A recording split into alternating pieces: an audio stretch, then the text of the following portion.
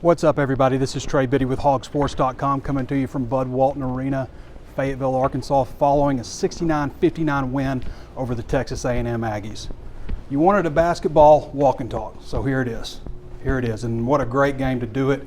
Not that it was like a great performance by Arkansas, but the crowd was amazing. You know, you could just tell the whole time they were just waiting to explode. They were just waiting for something to get going. But Arkansas started off so poorly. They were 11-34 in the first half, or excuse me, in the second half they were 11-34. So there wasn't a whole lot to get excited about, but you could just tell the roof was getting ready to blow off the place. Sellout crowd. I thought the way the game ended in the first half was really exciting. The way Desi Sills ended up with that three-pointer. Let's see, I guess Joe shot a three-pointer, got the rebound. Silla was involved somewhere, got it back out to Desi. I think Desi missed a three-pointer in there first. So I think Desi missed a three, Joe missed a three, and then it got out to Desi with 2 seconds left from the corner for a three-pointer to give Arkansas a lead at the half, pretty significantly. I think it was like 7 points, something like that. But in the second half, you know, they started out and Arkansas just couldn't get anything going. You know, before you knew it, it was a 2-point game. Before you knew it. And again, the crowd just dying to get excited about something. And then they came out with that 5-guard lineup with 12-12 left. They subbed Adrio Bailey out after his 4th foul. And never put a big man back in. Not that they have a lot of big men, but never put a big man back in. It was 5 guards the rest of the way. They came out and they were like, what were they, like 7 of 11? 7 of their first 11 shots with the 5-guard lineup in. Isaiah Joe hit that 25-footer with 1:34 left, I think. A&M didn't score until like 3:36. That was like their last bucket, 3:36. So it's 69-59 with Joe's last shot there. So Arkansas improves to 12-1. I don't think a lot of people would have projected that. 12-1 for Arkansas. Here's the basketball operations. Basketball Performance Center. Is that what it's called? Basketball something or other Performance Center. Anyway, exciting game in Bud Walton Arena. Great environment with all the former Razorbacks there. Saw a lot of them. Kareem Reed, Sunday Adebayo, you know, some guys you don't think about as much anymore too. And Ken Biley. A lot of greats there. So I know we haven't talked about the football coaches, and so there was a lot that happened today. Obviously, I don't think that I've talked to you guys on a walk and talk or on HawgSports Live since Art Briles was hired, but obviously like Barry Odom, that's a #1 draft pick type of guy. I mean, all his offenses are, you know, except for this last year in Florida State, they're always top 5 offense in the country.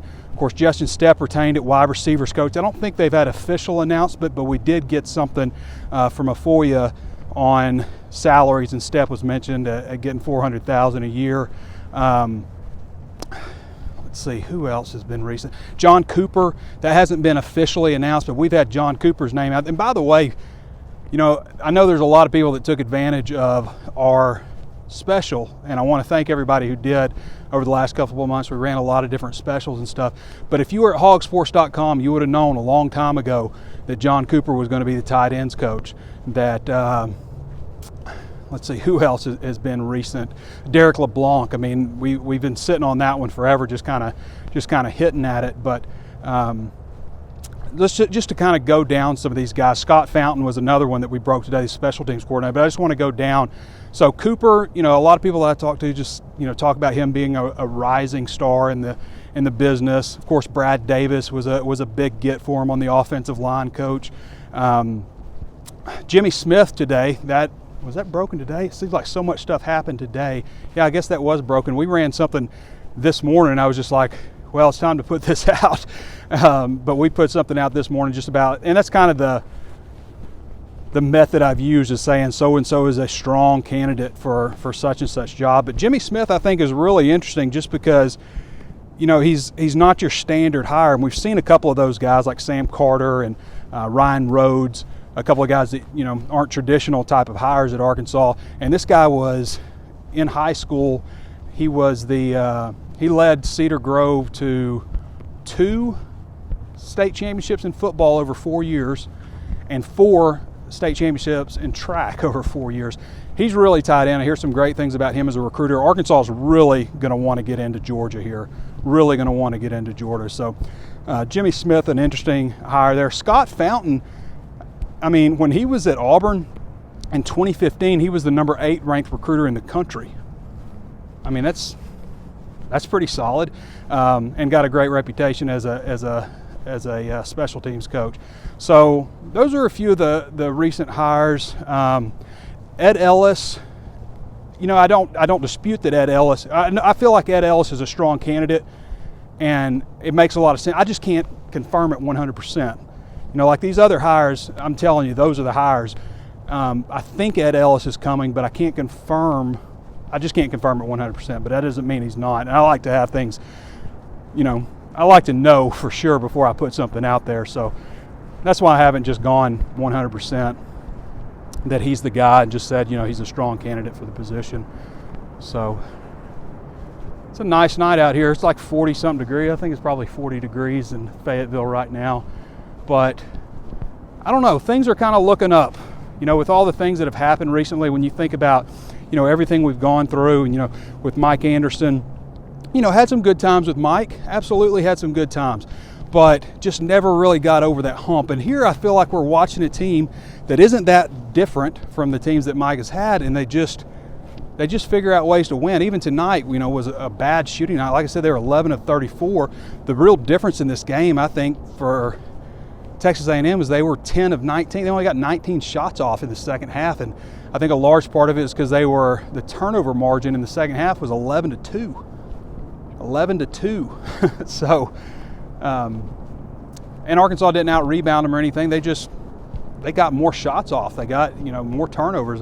So I love hearing, first of all, I have a ton of respect for Buzz Williams. Like, you know, I know everybody likes to make fun of Aggies and give Aggies a hard time and stuff like that. And, you know, it's hard to do because of the way they run Arkansas in football. But at the same time, you know, Buzz Williams is just a hard guy not to like. When you consider his past, how he rose through the ranks, you just know how hard a worker he is.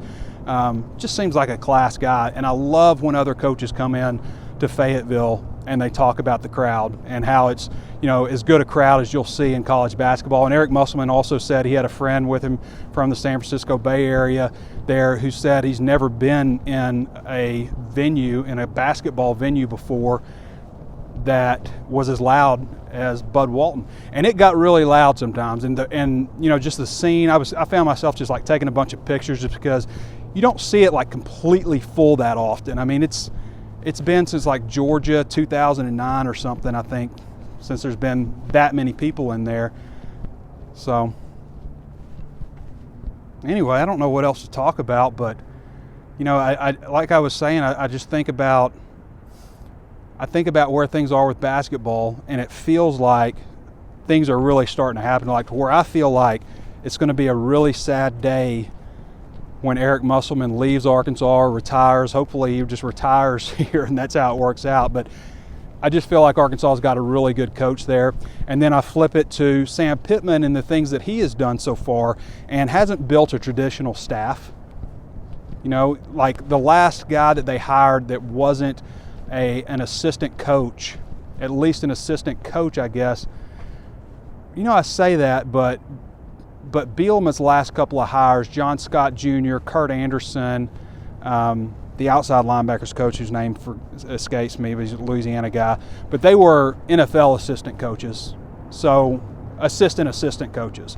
And that's kind of what Sam Carter is. He's, you know, an assistant. He's a quality control coach on the college level. But the last guy that I can remember them hiring who was like, you know, kind of on that level was a graduate assistant in Chris Vaughn. And that was in the late 90s? Might have been early 2000s, but it was Chris Vaughn. So that's been a long time since they've hired a coach that young, you know, from, you know, the college ranks. So, and also with Ryan Rhodes. Ryan Rhodes is a junior college head coach. The last junior college head coach I can remember Arkansas hiring as an assistant was James Shebest. And that was probably around the same time, early 2000s. maybe late 90s. I think it was early 2000s though, but Shebes was the head coach at Butler. So just a little bit of a different approach. I'm intrigued with the Jimmy Smith hire just because he's got such a strong reputation in Atlanta. He's been Georgia high school coach of the year. I'm intrigued a little bit with what he can do as a recruiter. And, you know, Georgia as a state produces more SEC talent than any other state in the country.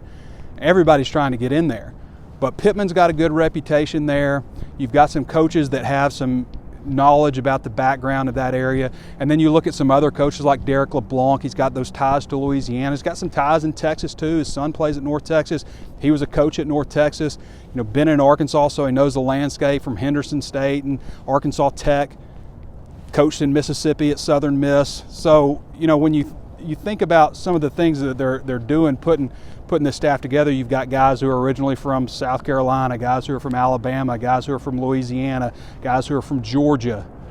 You know, that's some important areas, in addition to, you know, having some guys with some history in Oklahoma and Missouri also.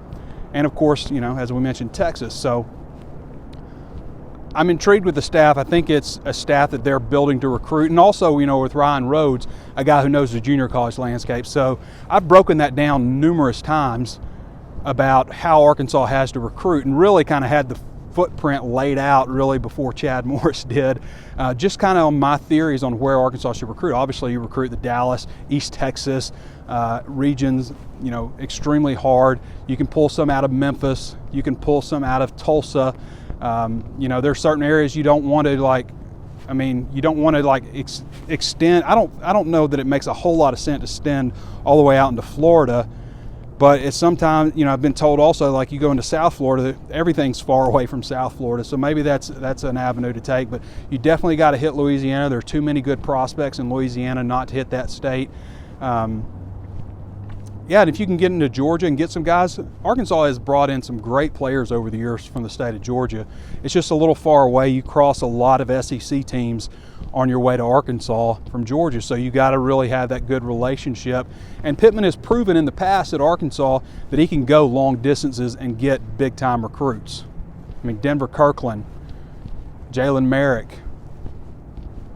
I mean, those are just two examples right there. And so you can go and get big-time recruits like that. It's just important to have guys who know the area and can get it done. And Arkansas, the first thing Arkansas has to start doing is winning with good players before they can win with great players. You've got to get Arkansas back on solid footing.